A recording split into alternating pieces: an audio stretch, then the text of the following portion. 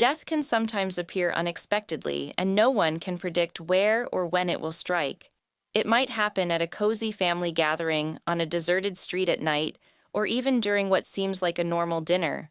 But there are always exceptions, and Kenny Ong's tragic story is one such example. You may be wondering how a simple family dinner could end in a horrifying murder that would shock not only the local community, but also lead authorities to reconsider current laws. Let's delve into this unsettling case. Kenny Ong Lake Yang, born in 1974 in Ipoh, Malaysia, came from a large family. Although the city wasn't particularly famous for tourism, Kenny dreamed of a different life. She aspired to hold a prestigious job, travel, and experience life beyond her hometown. But she knew this wouldn't come easily, and so she worked hard for her goals. Kenny graduated from high school with top honors and went on to study economics at a university in Hawaii.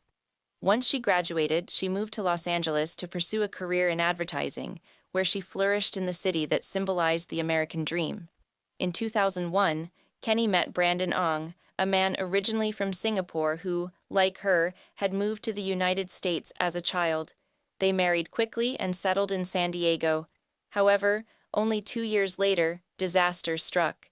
Kenny's father was diagnosed with liver cancer, and it was uncertain whether he would survive the critical surgery. Kenny rushed back to Malaysia to be with him. Thankfully, the surgery was a success, and her father, B. Jen, made a recovery. With her father's health stabilized, Kenny prepared to return to the U.S., eager to reunite with her husband and resume her career. On June 1st, Kenny took a morning flight back to Los Angeles, where she invited her extended family to a farewell dinner at their favorite restaurant, Montez. This was a place they visited often, even before Kenny moved to America. During dinner, her mother suddenly became unwell, and Kenny offered to drive her home. She went to the parking lot to find her parking ticket, but after a while, she realized she'd left it in the car.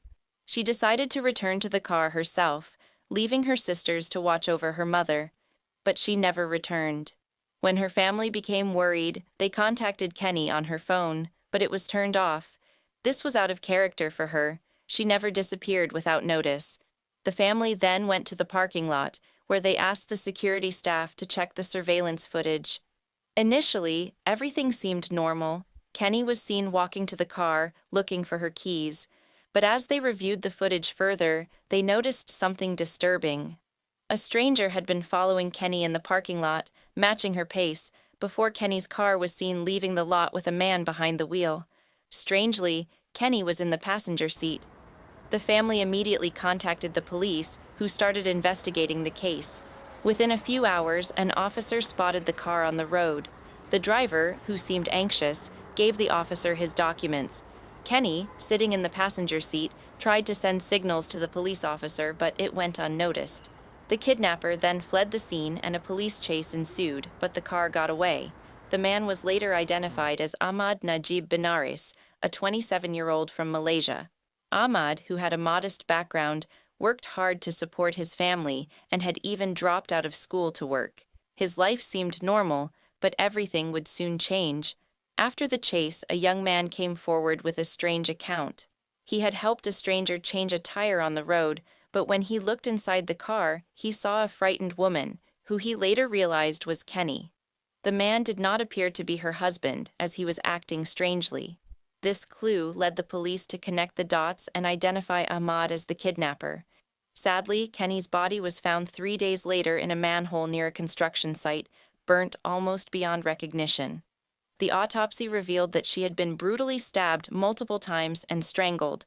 The police discovered Kenny's blood in Ahmad's car, along with his own DNA, confirming his involvement in the crime. In Malaysia, murder cases like this are extremely rare, and the country's criminal code mandates the death penalty for such brutal acts. Despite the overwhelming evidence, Ahmad tried to appeal his sentence, but the law stood firm. He had no chance of escaping the death penalty. At the trial, Ahmad concocted a bizarre defense, claiming that he had mistakenly kidnapped Kenny, thinking she was someone else. He even suggested that Kenny had willingly engaged with him, but this defense fell apart when it was revealed that she had been stabbed in the abdomen. The investigation showed that Ahmad had kidnapped Kenny in the parking lot, held her captive, and assaulted her before murdering her in cold blood. The shocking nature of this crime led to a review of security measures in Malaysia. To prevent similar incidents, authorities began installing more CCTV cameras, increasing security patrols, and creating safer parking spaces for women. However, the loss of Kenny Ong was an irreplaceable tragedy for her family, and no amount of safety measures could bring her back. In 2016, 13 years after the brutal crime, Ahmad Najib was executed by hanging in his cell. The case left a lasting impact on Malaysia, highlighting not only the severity of the crime, but also the vulnerabilities in public spaces that we often take for granted.